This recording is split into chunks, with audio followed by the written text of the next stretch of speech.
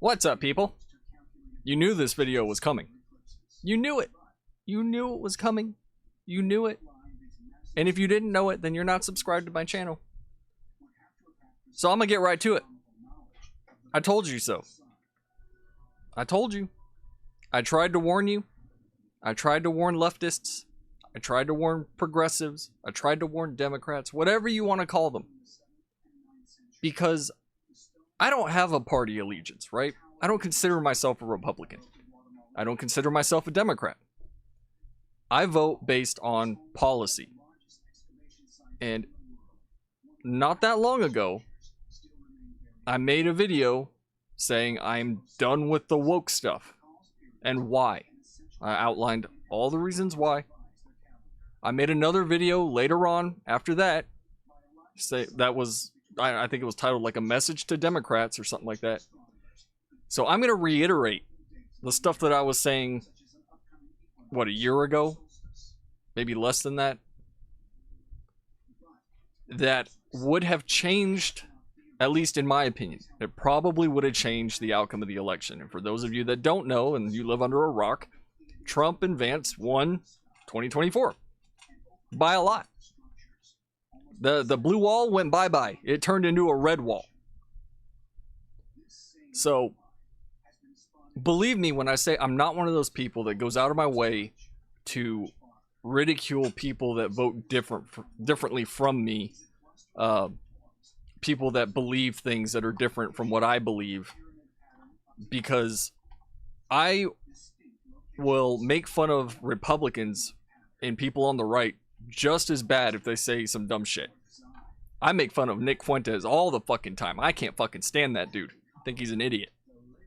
I was making fun of Andrew Tate and the shit he was spouting.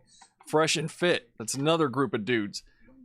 There are people on both sides that people should not be listening to. And I'm not even saying that I'm somebody that y'all should listen to. I'm just some guy on the internet giving you my opinion, right? But what happened last night was blatantly obvious, and why it happened is blatantly obvious to those that are not hyper partisan, terminally online, political snobs. I could throw out a whole bunch of other terms, but you get the gist of it, right? When you spend 3.5 years demeaning, degrading, browbeating, I can't think of any other descriptors here, but you're basically implying that you are morally superior to others simply because you hold what you think is the higher political beliefs, right? And that's all we've gotten from the Democrat Party for 3.5 years. Let's put aside the fact that I would have to say that Kamala Harris is probably the most absent vice president that I've ever seen in my life. And Joe Biden equally, if not more so, as president. We know nothing. We knew nothing about Kamala in 3.5 years when we should have. And people are making excuses, your CNN, your MSNBC networks, outlets, whatever, are sitting there going, oh, well, she didn't have enough time to introduce herself to America. She's had 3.5 years. But these people are going to make up excuses, and that is what they've been doing all day long. Rather than self-reflection, I think I may be wrong, but I think Joe Scarborough is one person that was like, yeah, we may have screwed this up, right? Which is mind-boggling. Cenk Uygur, another one that's surprisingly saying similar stuff. But the rest of it, and I'm going to show you exactly what I'm talking about. The rest of it is all, it's your fault, it's your fault, it's your fault. Oh, it's not my fault. No, not mine. It's your fault. They're blaming Latinos, they're blaming blacks, they're blaming white women, they're blaming gays, they're blaming everyone but themselves. Everyone.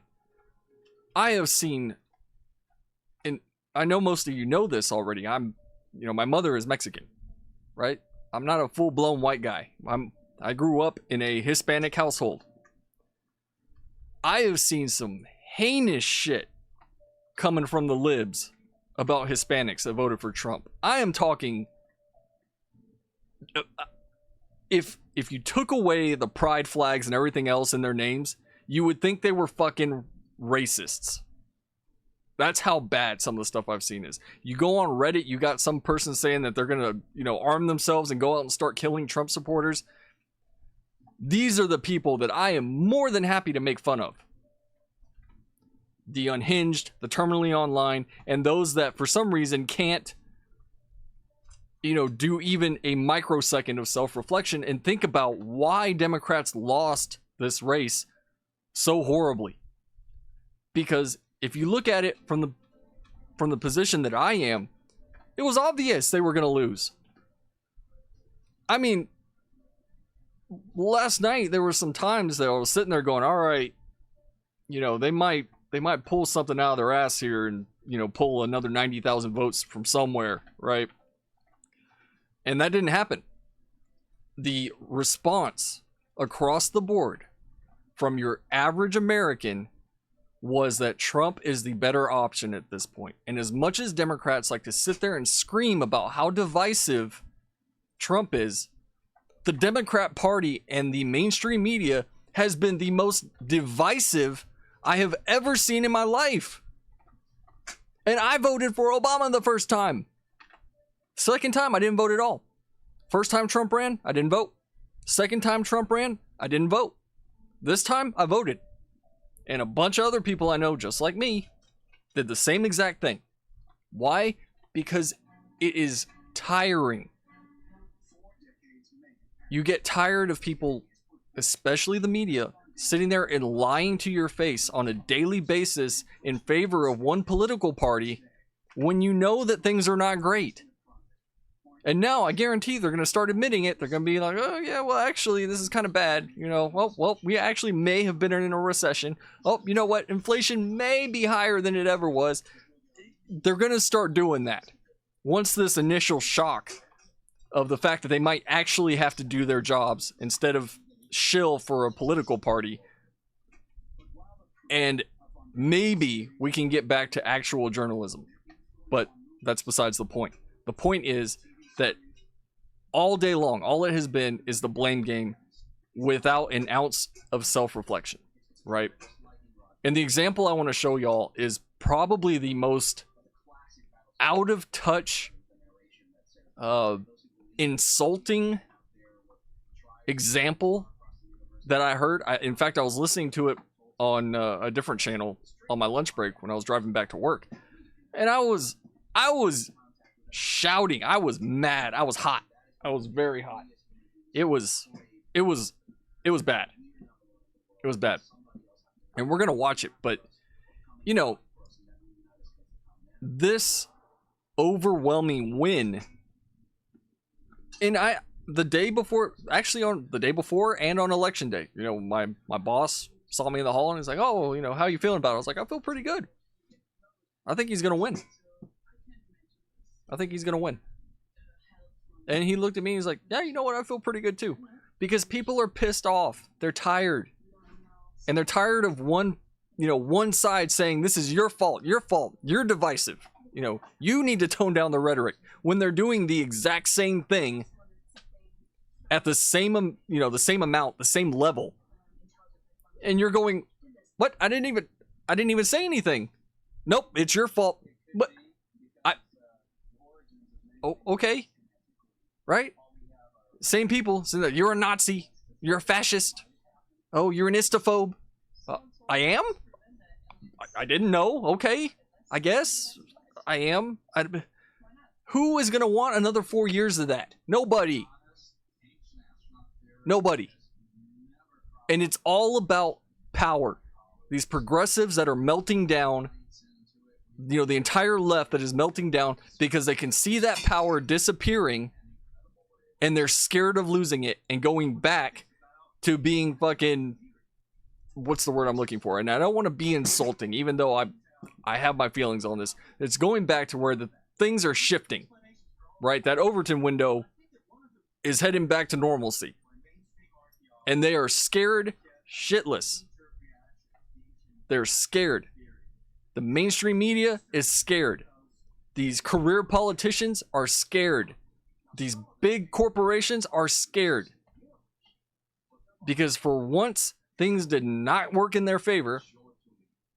And people are actually excited about dismantling these institutions, including the government itself, in favor of, I guess you could say, in favor of more control towards the people, instead of, these elites telling us what to do, right? And you saw that with the Democrat campaign, with them touting out every single multi-millionaire that they could find: Beyonce, Taylor Swift, Robert Downey Jr., the Avengers. You got who else? They didn't even use the brakes on this shit. They just went full blown. We're gonna get as many people as we can. We're gonna pay them whatever, and people are gonna vote for us because they're stupid. That's what they were thinking. Oh, their favorite celebrity told them to vote for me. Trust me, they'll do it. They'll do it. Get Beyonce, they'll do it. Oh, get Taylor Swift, they'll do it. Trust me, the Swifties will vote for you en masse. No. Because people that are apathetic, and I hate to say that I was one of those people. I was apathetic to elections. I was like, I don't give a shit. It's not going to change anything. This is the first time that I thought, you know what? Maybe I should actually do my civic duty and go vote. And that's what I did. And my dog is just throwing food everywhere. I'm trying to make a video, and she's sitting up. She's literally laying down in front of the food bowl and throwing food all over the place. But I'll have to deal with that after this. So we're gonna get into this. I really don't want to listen to this again because I'm gonna get mad. But I want to show y'all. And this is The View. It's The View. And The View is not very liked anymore. First off, you notice that Navarro and Hostin and Bayar, they're all dressed like they're at a funeral. Give me a break. But here we go. We're going to listen to Sunny here talk about her views on this election. I'm profoundly disturbed. I think if you look at the New York Times this morning, the headline was "America Makes a Perilous Choice." I think that in 2016, we didn't know what we would get from a Trump administration, but we know now. What did we get from a Trump administration? No wars, growth, COVID, which wasn't even Trump's fault. And these people are acting like we were living under a dictatorship for 4 years when we weren't. And when you look at the lockdowns, all those lockdowns were occurring in Democrat-ran states and cities. Here in Texas, we were locked down for about a week, if that. And then we went back to work.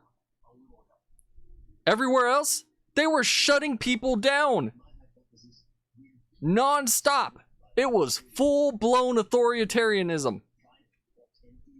Full-blown. And that is what they wanted. That is what these people want. They want the government to be fully in control of every aspect of their lives. And they would be perfectly happy with it because they're rich. It doesn't affect them.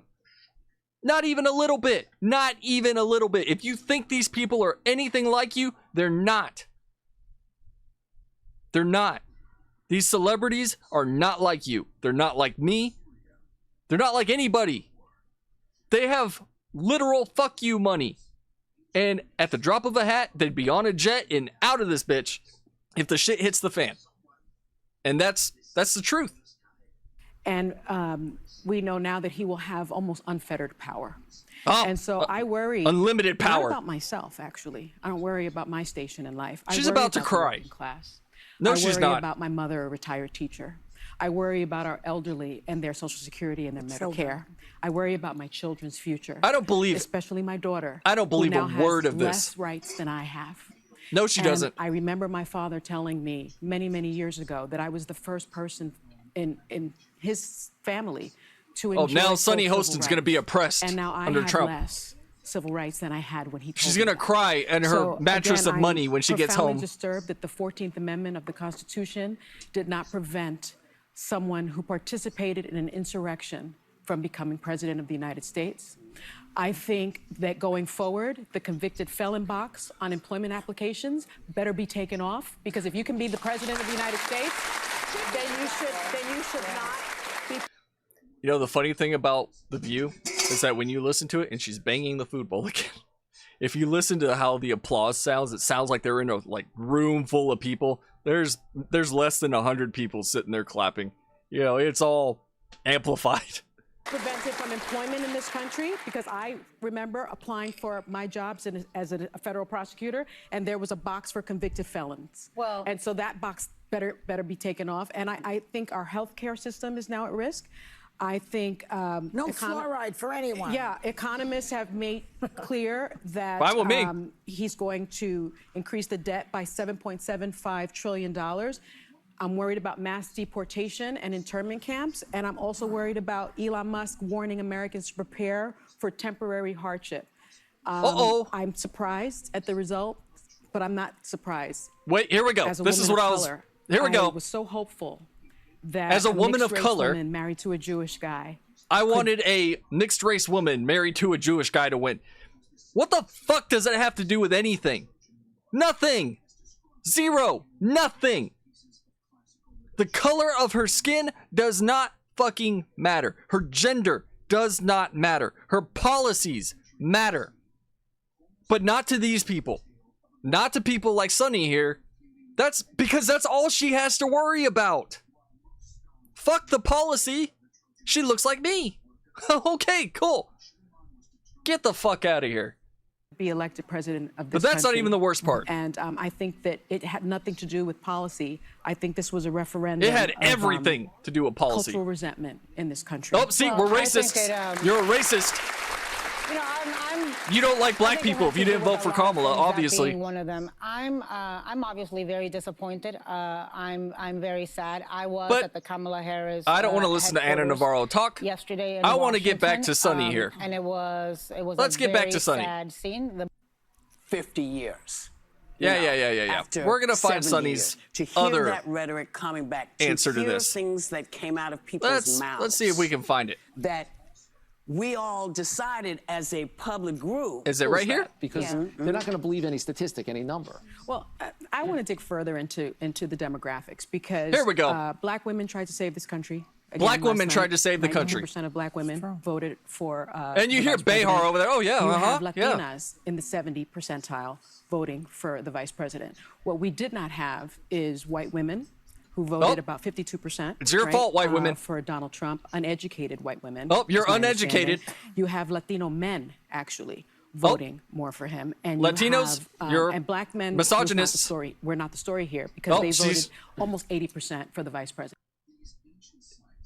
Black men voted in huge numbers for Trump. But you notice she doesn't want to say anything about the black demographic, because that's who she's talking to. That's who she's appealing to.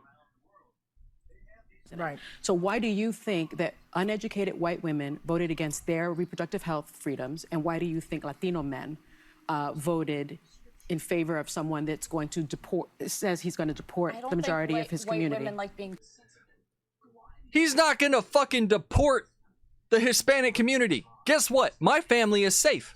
I'm safe because we all have this thing called a driver's license and a social security card and all types of paperwork that says that we're fucking citizens of the United States. You know who needs to be worried? The people that don't have that all they did was cross a river, walk under some barbed wire, and now they're here.